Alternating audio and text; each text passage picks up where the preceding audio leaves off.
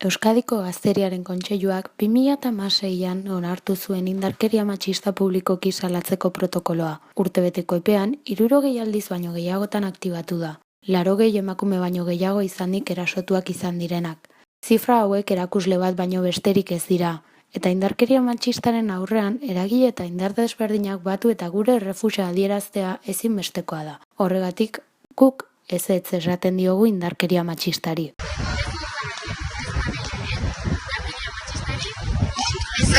Guk ezetz. Legebiltzarretik guk ezetz.